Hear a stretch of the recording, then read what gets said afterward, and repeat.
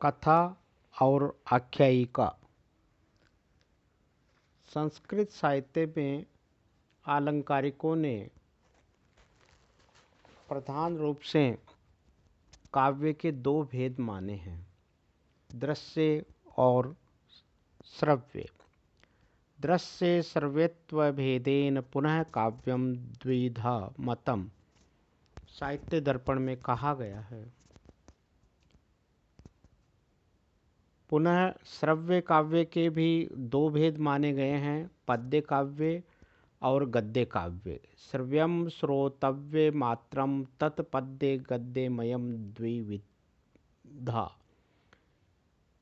साहित्य दर्पण में ही ये कहा गया है। इसी प्रकार पुनः गद्य काव्य के भी दो भेद हैं, कथा और आख्यायिका। प्राचीन और नवीन आलंकारिकों ने कथा और आख्यायिका के ये भेद बतलाए हैं। अमरकोश में भी कथा और आख्यायिका का भेद उसी प्रकार बतलाया गया है। आख्यायिकोपलब्धार्था प्रबंध कल्पना कथा, अर्थात जिसकी कथा वस्तु और घटनाएं सत्य हो वह आख्यायिका कहलाती है, और जिसकी कथा वस्तु कवि कल्पित होती है वह कथा कहलाती है। अग्नि पुराण के अनुसार आख्यायिका उसे कहते हैं जिसमें कन्याहरण, संग्राम, विप्रलंब आदि विपदाओं का वर्णन होता है तथा रीति और वृत्ति अति पर्याप्त शैली में रहती है। उच्छ्वास नामक परिच्छेद होता है, चूर्णक शैली की बहुलता होती है तथा वक्त्र एवं अपवक्त्र नाम के श्लोक होते हैं।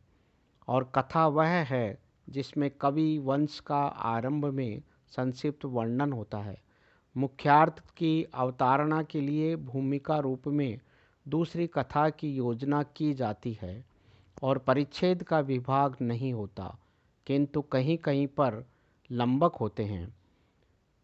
अग्निपुराण में ये सब वर्णित है। दंडी ने काव्यादर्श में अपने पूर्ववर्ती भामह आदि आचार्यों के आख्यायिका और कथा के भेद प्रदर्शन का खंडन करते हुए दोनों में कोई मौलिक भेद नहीं माना है। उन्होंने स्पष्ट रूप से जाति रेखा संज्ञाद व्यांकिता इस उक्ति के द्वारा दोनों को घट कलशवद पर्याय माना है। इसलिए दंडी ने 10 कुमार चरित में दोनों का समावेश किया है। साहित्य दर्पणकार ने इन दोनों का स्पष्ट भेद करते हुए कहा है, कथात्मक गद्य काव्य में श्रृंगार रस प्रधान कथा वस्तु का वर्णन गद्य के माध्यम से होना चाहिए। कथा के किसी किसी अंश में आर्या, वक्त्र और अपवक्त्र छंदों का प्रयोग होना चाहिए, किंतु यहाँ कोई एकांत नियम नहीं है। इसके साथ ही कथा के प्रारंभ में पद्य के माध्यम से देवताओं का नमस्कार, दुर्जनों की निंदा तथा सज्जनों की प्रशंसा होनी चाहिए।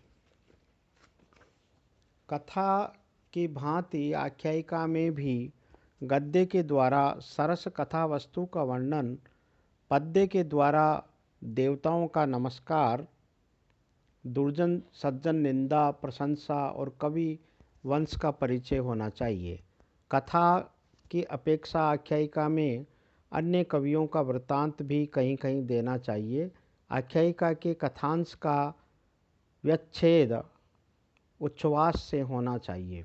आर्या, वक्त्र, अपवक्त्र छंदों में से किसी एक का आश्रय लेकर दूसरे विषय के वर्णन के छल से उच्छ्वास के प्रारंभ में भावी कथावस्तु की सूचना होनी चाहिए। इन विवेचनों के आधार पर कथा और आख्यायिका में बहुत कुछ समानता रहने पर भी कुछ वास्तविक भेद अवश्य हैं, जिन्हें हम मोटे तौर पर इस प्रकार समझ सकते हैं। कथा की कथा वस्तु कवि कल्पित होती है, आख्यायिका ऐतिहासिक वृत्त पर अवलंबित होती है। कथा का कथांश अध्यायों में विभक्त नहीं किया जाता। आख्यायिकी को की कथा उच्छ्वासों में विभक्त होती है। कथा में आर्या वक्त्र अथवा अपवक्त्र छंदों का प्रयोग नहीं होता या कभी कभी किसी अंश में होता है। आख्यायिका में इन छंदों का प्रयोग होता है। कथा में कन्याहरण, संग्राम, विप्रलंब आदि का वर्णन रहता है, पर आख्यायिका में नहीं होता है।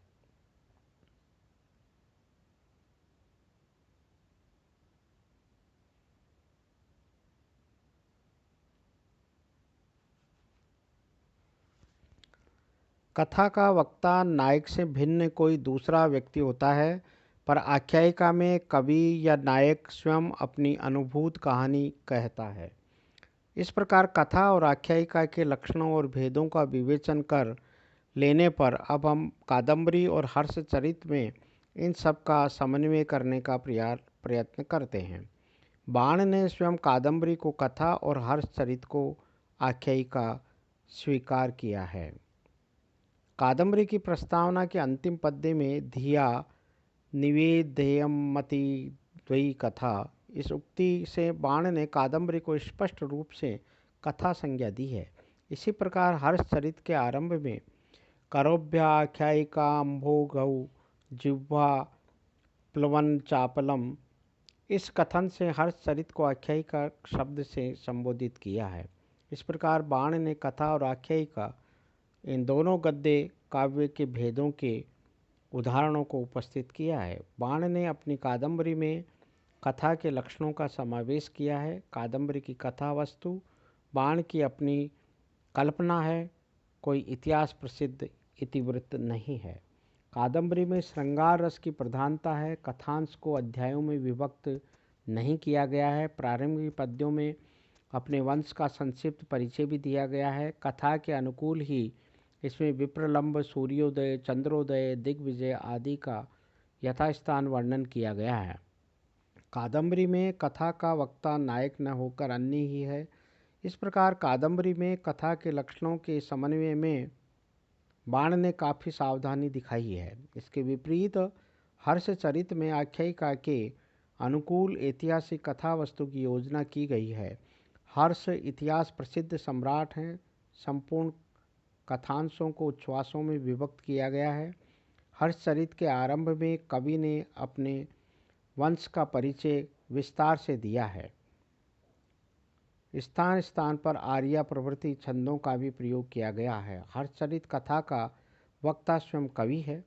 इसमें वीर रस प्रधान होने के कारण संग्राम का वर्णन तो मिलता है, किंतु विप्रलंब, सूर्योदय, चंद्रोदय आदि का वर्णन नहीं किया गया है। उच्छ्वास के आरंभ में दूसरी कथा के व्याज से भावी कथा वस्तु की सूचना भी दी गई है। इस प्रकार से हर्षचरित शुद्ध आख्यायिका है। बाण ने अपने दोनों प्रकार के गद्य काव्यों में उनके लक्षणों का पूर्णतया समन्वय किया है।